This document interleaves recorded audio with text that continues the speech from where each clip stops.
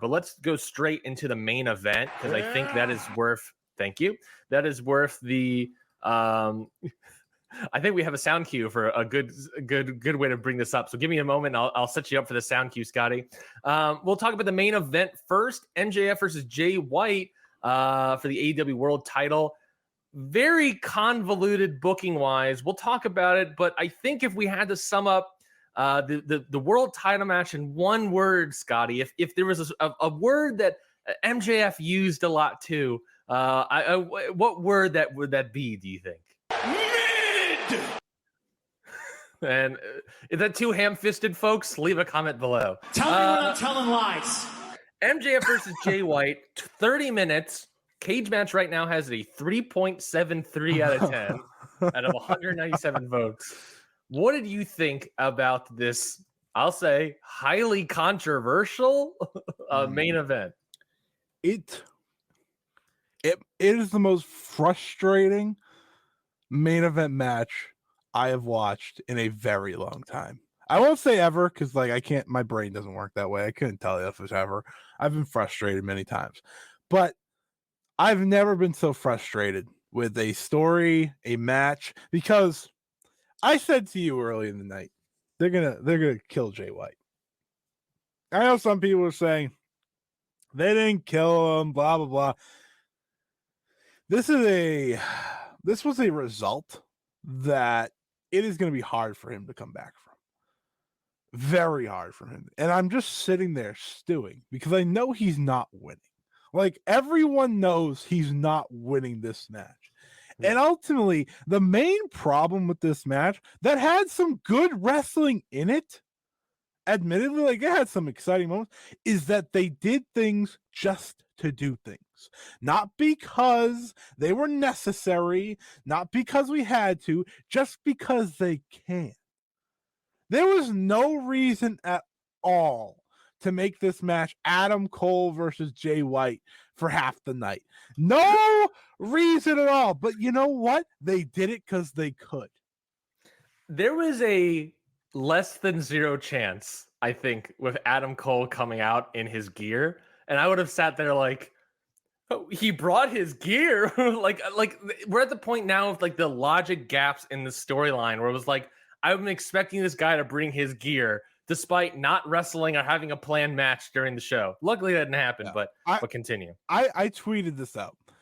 There is, if you know, the refs and the officials trying to stop MJF and not Adam Cole is funny if you think about it for 2 seconds.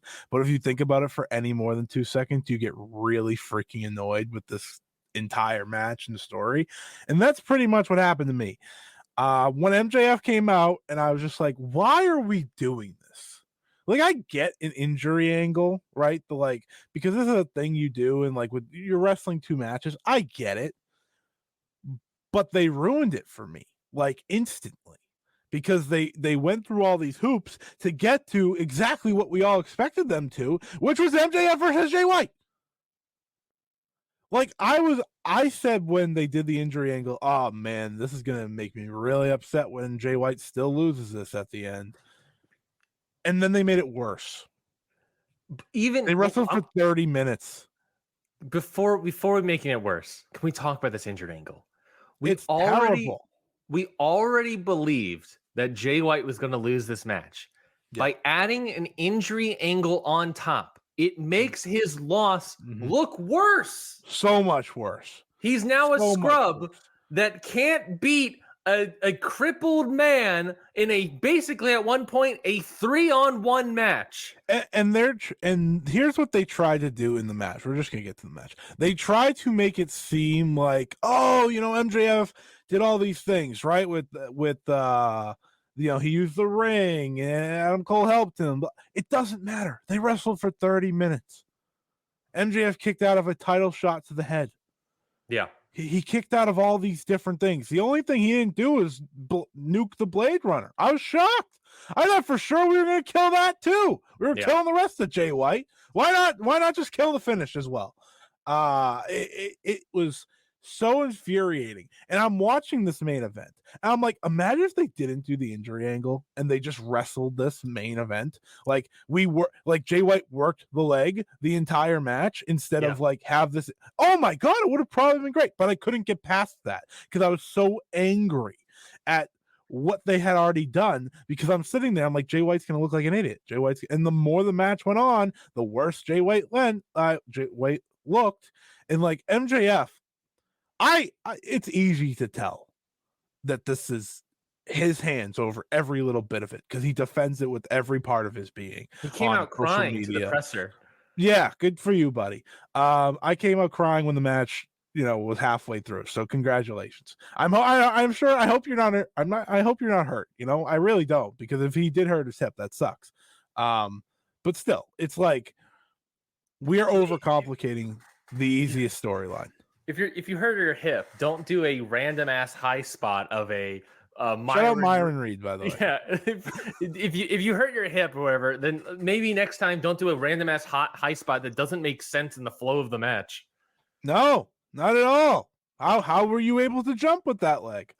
There are questions to be asked here that we are not asking, because this match left the idea of what's the word that I want to say? It left being about the actual match before the bell even rang. Mm-hmm. I couldn't sit there and focus. I just couldn't. I'm watching this match and I just have every thought in my mind of Jay White's screwed. Overall the group's screwed by default, right? There's so many things wrong with this for me. And it was so ridiculous of the setup that even the crowd. This wasn't WWE, by the way. This wasn't WWE booking. No, they wouldn't do this. Yeah, WWE doesn't have this much logic. The Bloodline's jealous at the overcomplications. This is WCW is what this is. We fully reached that point. It was so convolutedly overbooked, Scotty, that the crowd was like, well, MJF can't win at this point. Surely it wouldn't make logical sense for Jay White to lose here. Surely something has to happen. Oh, here's our first ref bump. Let's look towards the entrance. Do we see the devil coming down? Nope. Okay. Oh, a second ref bump. All right. Showing up, man, that was even worse. The crowd actively turning away from the match, which is a full-on Bloodline thing as well. Of, all right, we know an interference is coming. At least Bloodline would have the interference. A great point. At least the Bloodline interferes in the goddamn match. Gwyn Evans, I don't know if you're pronouncing the first name right. I apologize. Jay taking 30 minutes to battle against a one-legged guy and his one-legged friend. And then earlier tonight, Jay's friends, the Gun Club, lose to said one-legged friend's music. Yep.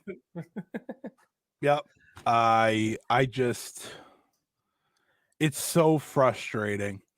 And I'm watching this all unfold. I'm like, how are we having this an hour after we had what we had, right? With Swerve and Hangman. It's like, how is this the same company? I'm glad you brought that up, because this is a very minute issue I have with the main event as well, which is something we've talked about before. This should not. if you swapped the Texas Death Match and this World Title match, and put the Texas Death Match had the title on it, makes more sense. It's more believable. Yada yada yada. This works better without the World Title. It would also work in order of the card, because an hour ago, we saw two men turn themselves into a bloody pulp and fight through so much pain.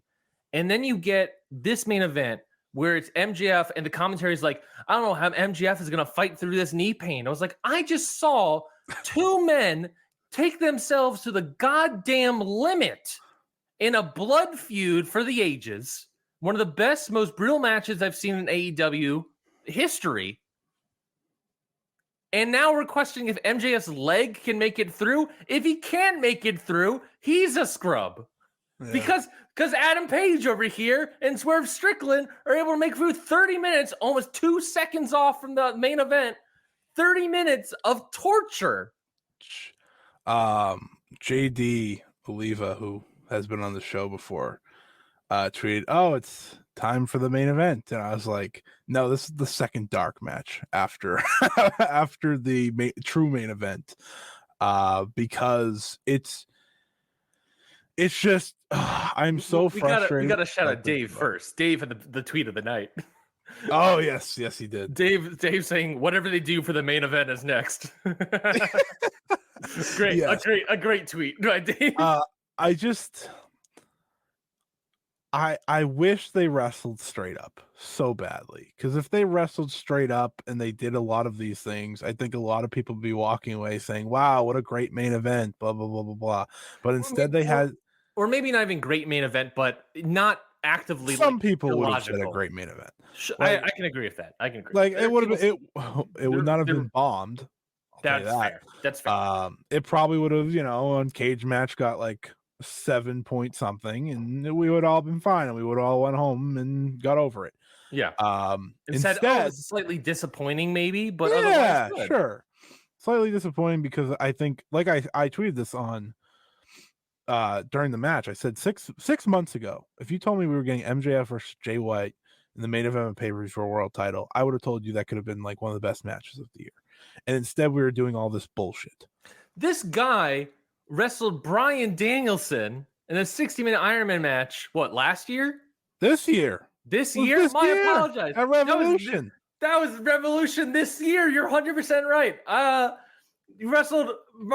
What happened with that MJF to now? This guy wrestled Kenny Omega on Collision a couple weeks ago. What are we putting this in? It doesn't make sense to me. Like, and I just think it's him. It is. Like, it's just him, and the way he wants this character to be portrayed, it is like Hogan, Cena to the max of like, but it's a super worker sometimes. Like, it's ridiculous. It's not fitting of today. And here's how I will leave it. Watch Cody Rhodes and how he wrestles as a babyface. Watch MJF how he wrestles as a babyface. Night and day. Yeah. Night and day. Cody clearly did not teach him that. Cody learned from Dusty. MJF is learning from Hulk Hogan, John Cena, Ric Flair. Not Ric Flair, probably. I have no idea. Ric Flair was heel, so not. No, I want to fight against that. I mean, fuck Ric Flair, but this idea of like after the match, he goes to the ramp and says, "AEW, this is the home of professional wrestling," and all that stuff. I'm like, bro, you are the reason sports entertainment is filtered throughout this company right now. You are not the pinnacle of professional wrestling, which is the same insult that happened in the Daniel Garcia match to build that up is, am I going to get the professional wrestler? Because this is professional wrestling. You are not. This is not professional wrestling. This feels contrived. This feels overly booked, overly scripted. We can feel the beats coming. The only beat that didn't happen was an interference. So I guess you swerved us on that one. That's crazy. That's crazy. What's that? Samoa Joe versus MJF and Kenny Omega versus MJF happened in the middle of Adam Cole versus MJF and Jay White versus MJF. Yeah. Talk about night and day matches and the character work and everything like that. Like, it is not even remotely the same. And now, like, at whatever, like, I'm sure MJF will get mad at people again and so on and so forth. We'll keep teasing the 2024 thing that doesn't exist, by the way. So just let's get over that. Anyways, AEW signed the biggest free agent of 2024, even if it was true. So they'll be happy either way. But I just need him to lose the belt. And after last night, here's how I think. I think Swerve Strickland deserves to be the next AEW World Champion. I'll take Adam Page too. Either one of them deserve it. Last night. But I think Samoa Joe needs to be the next world champion because that's immediate and that's the soonest. That's where I'm at. I think if I had the book, I would be setting Swerve up for World's End and winning, but I don't think they're doing that clearly with Samoa Joe and Wardlow in the picture. Which, oh my God, I can't even imagine how that goes. I'm pretty sure I know what the World End. I think we're gonna get Swerve and Adam Page again at World's End. I think that's going to be a 3 stages of hell match. You won't hear me complain. They're bringing up hell. Swerve has now beaten Adam Page twice. Adam Page can get all of his wins back if not all of his wins back, but he can get the ultimate win if a 3 stages of hell match. It makes sense. It calls back to Swerve Strickland's bloodiest match in Lucha Underground. So I think ultimately the complaint here is they need to fix this.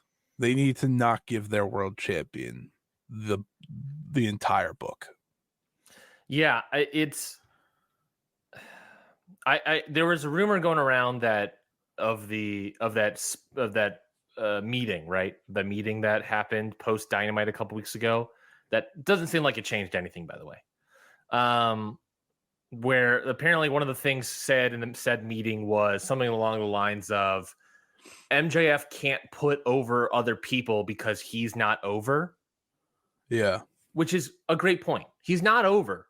He might be over in the buildings, but he's drawing less money. And I would also argue he's not over because the crowd looked dead as hell in the main event. The crowd was going crazy though for the last 10 minutes. Yeah, because stuff was actually happening.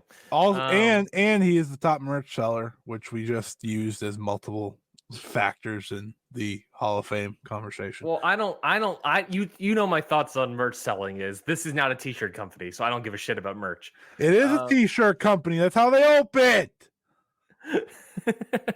My ultimate point is that I lost my point. I lost my train of thought. That's my fault.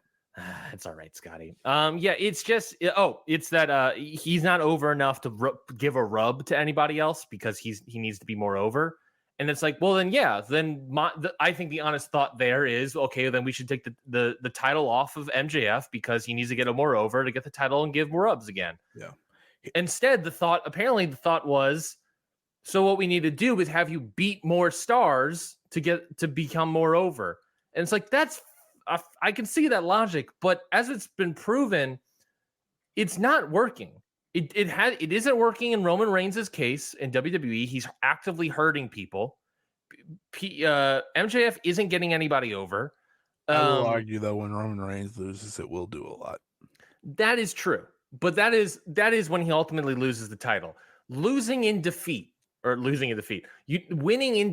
is such a fallacy in wrestling that is only in the past decade. It feels like it only has really worked on a major level with Daniel Bryan.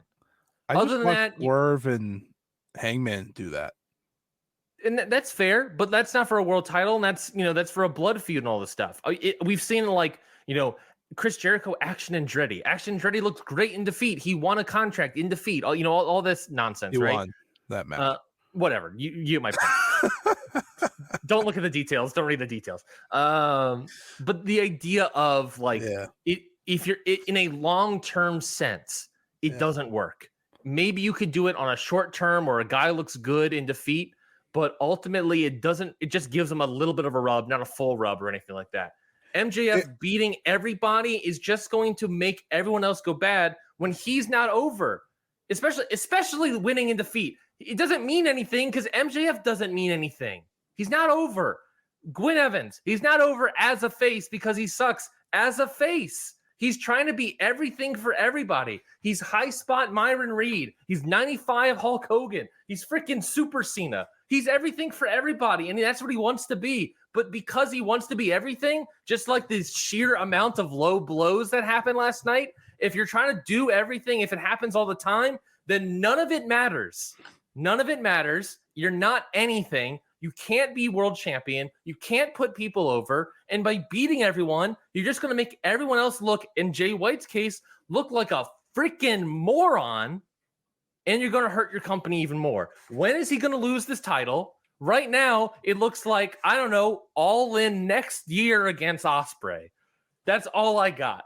I think he loses the title a lot sooner than that. I pray to God he loses the title a lot sooner than that. But yeah, he ultimately we talked about this a few weeks ago, like the problems with AEW. We tossed all these things out there.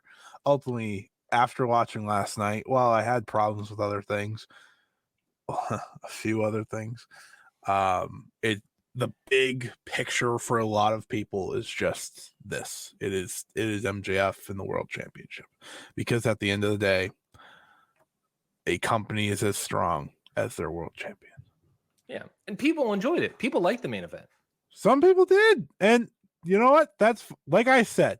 Somewhere in there was a really good match that I couldn't focus on. You know why? Because I was infuriated for the entire match.